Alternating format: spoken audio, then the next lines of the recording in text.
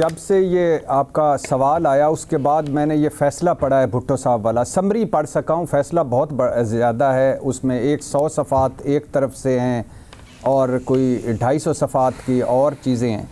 फ़ैसला पढ़ने लायक है, बहुत कुछ ऐसे है कि ज़हन बदल सकता है, चीज़ें बहुत लॉजिक्स हैं, बड़ी चीज़ें उसमें हिस्टोरिकल हैं। लेकिन इसके बावजूद मैं समझता हूँ कि भुट्टो साहब का जुडिशल मर्डर हुआ था, अदालती कत्ल हुआ था, कुछ भी किया होगा भुट्टो साहब ने, मगर उन्हें फांसी नहीं देनी चाहिए थी।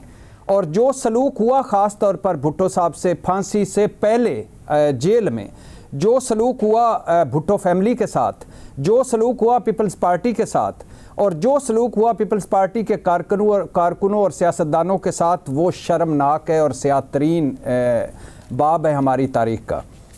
अच्छा लगा मैडम शेख ये केस दोबारा समाअत के लिए मुकर्रर हुआ, वरना जरदारी साहब ने वफाकी काबीना की मंजूरी से 2 अप्रैल 2011 को सुप्रीम कोर्ट में रेफरेंस दायर किया था।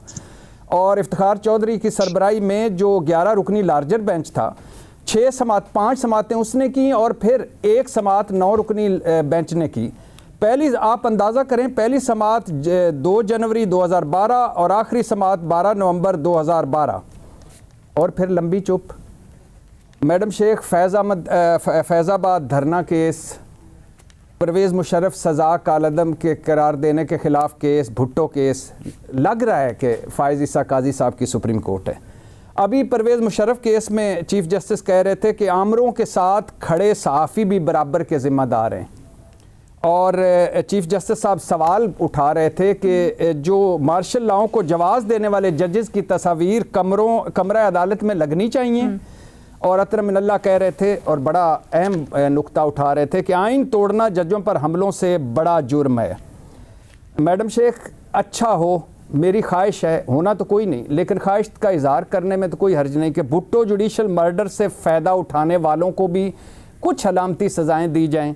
भुट्टो की मौत से जो ज़िंदा हुए उनको अलामती सज़ाएँ दी जाएँ, ज़िया अयूब और मुशर्रफ के साथ जो खड़े हुए उनको सज़ाएँ दी जाएँ, इनकी पैदावारों को सज़ाएँ दी जाएँ, और जो आज जमहूरियत के आजकल चैम्पियन बने हुए हैं, और इनसे ढीले करने वालों को जो मार्शल लॉ को जो एक मुंह से एक सांस से मार्शल लॉ के ख़िलाफ़ बोलते हैं और अगले से ही वो डीलें कर जाते हैं, उनको सज़ाएँ मिलनी चाहिए।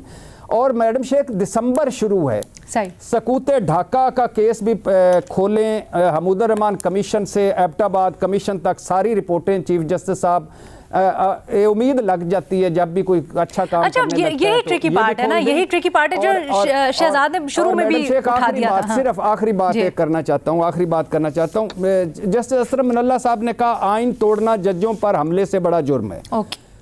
चीफ जस्टिस साहब 2 बार सिविलियन आमर रिसेंट अभी पास्ट में आइन तोड़ चुके हैं। और वो जब हलाकू खान साहब बगदाद पर हमला करने जा रहे थे तो बगदाद में एक बहस चल रही थी कि मिसवाक का शरी साइज़ कितना, कव्वा हलाल है कि हराम है, वगैरह वगैरह। जब आइन टूट रहा था तो चीफ जस्टिस साहब आपकी सुप्रीम कोर्ट में बेंच बन रहे थे, बेंच टूट रहे थे। सिविलियन एक का इख्तियार होना चाहिए बेंच बनाने का, नहीं होना चाहिए, चीफ जस्टिस के पास मार्शल लॉ इख्तियार है, नहीं है। अच्छा। उस वक्त ये बहसें चल रही थी। आपके होते हुए चीफ जस्टिस साहब 2 मरतबा आइन टूटा है और आपने निशानदेही की है, मगर उन सिविलियन डिक्टेटर्स को सजा नहीं दी, इनको भी सजा दें। ये तो फौजी अमरों से आपकी राय है, बिल्कुल इसका मैं एहतराम करती हूँ, लेकिन इसके ऊपर हम पहले भी बात कर चुके हैं कि काफ़ी जो जजमेंट्स होती हैं ज़रूरी नहीं है उसमें सज़ा मिले, लेकिन और ये दुनिया भर में होता है, ज़रूरी नहीं है कि सज़ा दी जाए, कैपिटल पनिशमेंट दी जाए। उनकी जो मैडम शेख बातें लिखी हुई वो फैसले में आना के खिलाफ वर्जी हुई है, फैसले में आना ये बहुत बड़ी बात होती है और ये अलामती सजा होती है। मैडम शेख नहीं बड़ी बात। चले मैं आपको इसकी क्या नुकसान, जब वो सुप्रीम कोर्ट कहती है कि फलां ने आइन तोड़ा है या आइन के खिलाफ वर्जी का मुर्तकिब हुआ है तो उसके बाद सजा क्यों नहीं? ये तो रोज कहते रहे, यहाँ तो किसी को फिक्र ही नहीं होगी।